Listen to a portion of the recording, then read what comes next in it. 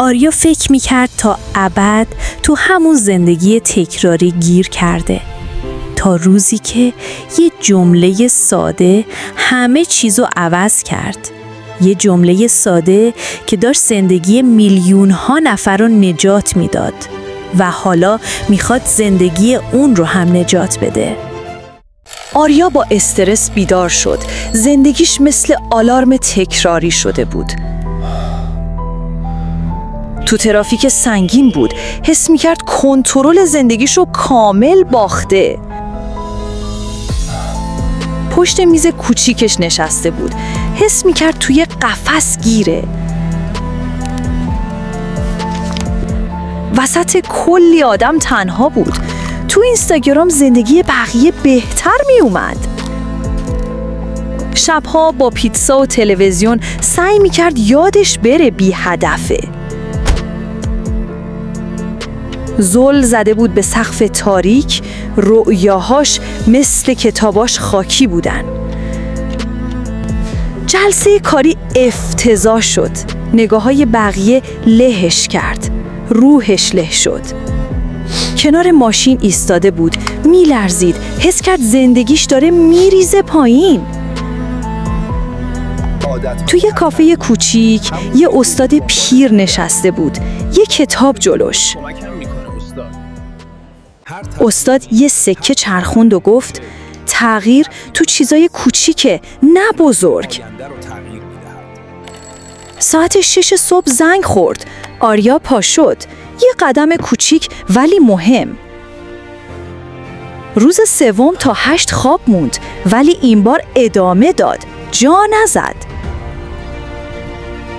هر روز 5 دقیقه زودتر پا می شد. آینه می گفت ادامه بده. 10 دقیقه راه رفت. پاش درد می کرد ولی روحش جون گرفته بود. یه صدایی تو سرش گفت نمیتونی، ولی این بار گوش نکرد. حکیم گفت مغز با تغییر دشمنه، ولی تو قوی تر از مغزتی. هر شب یه ربع میخوند. مغزش کم کم از خواب بیدار میشد. تو جلسه یه ایده داد. واسه اولین بار بعد مدت‌ها شنیده شد. به دوستای قدیم زنگ زد. فهمید تنهایی انتخاب خودش بوده، نه اجبار. همکاراش گفتن فکر کردی معجزه شده، ولی دیگه براش مهم نبود. پیشنهاد ارتقا رسید. میترسید ولی عادتهاش پشتش بودن.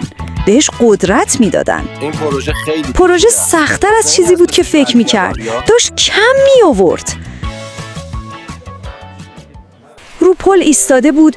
بارون میومد. حس میکرد همه چی بیفایده است. حکیم گفت سقوط جزئی از پروازه. از قدم‌های کوچک شروع میشه. عادتاش هنوز زنده بودن. همراهش بودن. با یه حال تازه برگشت. از همه عادتاش استفاده کرد. با قدرت. پروژه گرفت ولی میدونست موفقیت واقعی تو خودش اتفاق افتاده بود.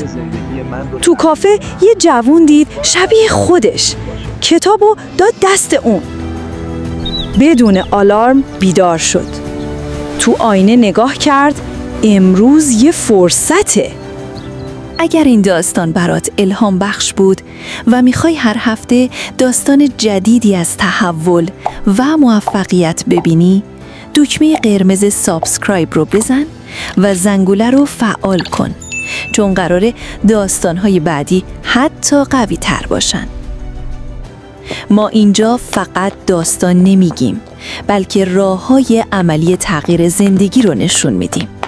پس اگه آماده‌ای برای تحول، همراه ما بمون.